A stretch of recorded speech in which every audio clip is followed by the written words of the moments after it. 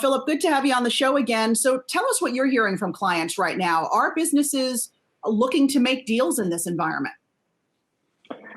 Thanks for having me on the show. It's a great pleasure to be here. Look, I think as you're seeing in the reaction of the equity markets and the credit markets, there is a sense of greater calm. We are now 10 weeks in terms of working from home at various levels across Europe.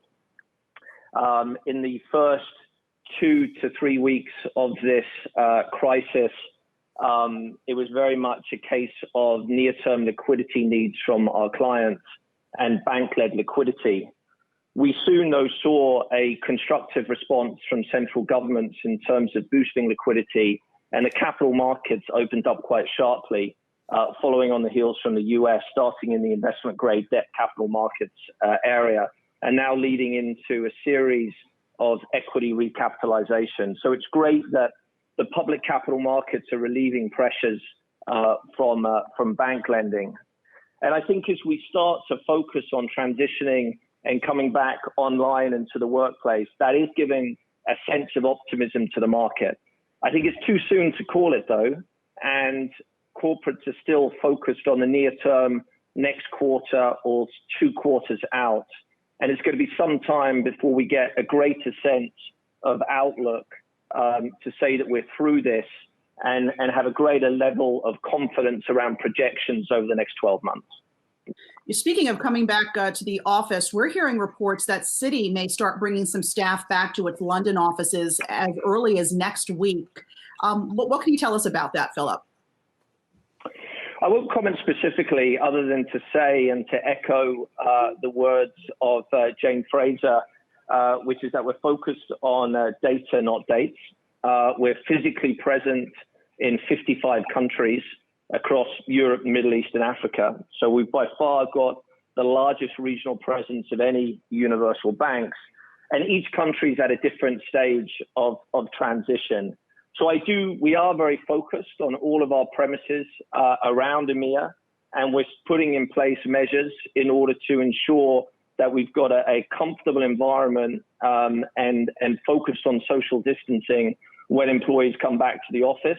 I do think we'll start a phased approach relatively soon, but we're going to make very sure that it follows guideline on social distancing and that our employees are comfortable in that environment. One thing I would say about banking, capital markets, and advisory, we are pretty much all working from home right now, have been from the last 10 weeks.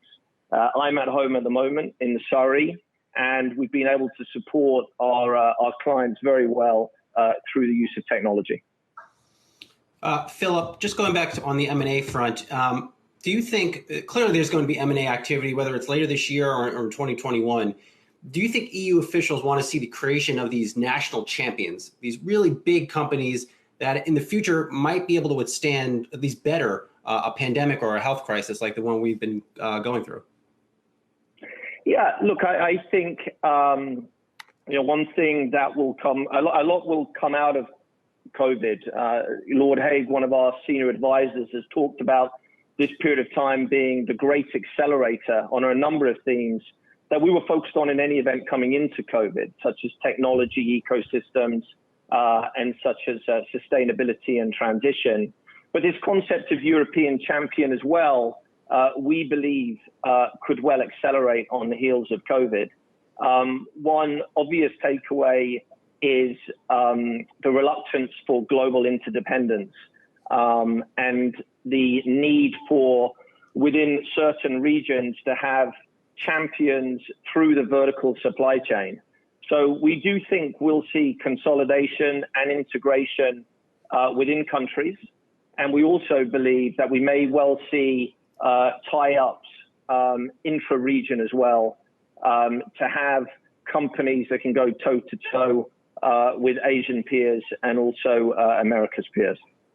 All right, Philip Drury of Citigroup, thanks so much. Always a pleasure. Be well.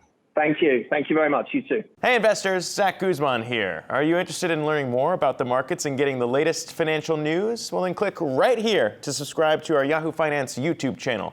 Get the latest up-to-the-minute market analysis, big interviews in the world of finance, and information on how to manage your money every day wherever you are.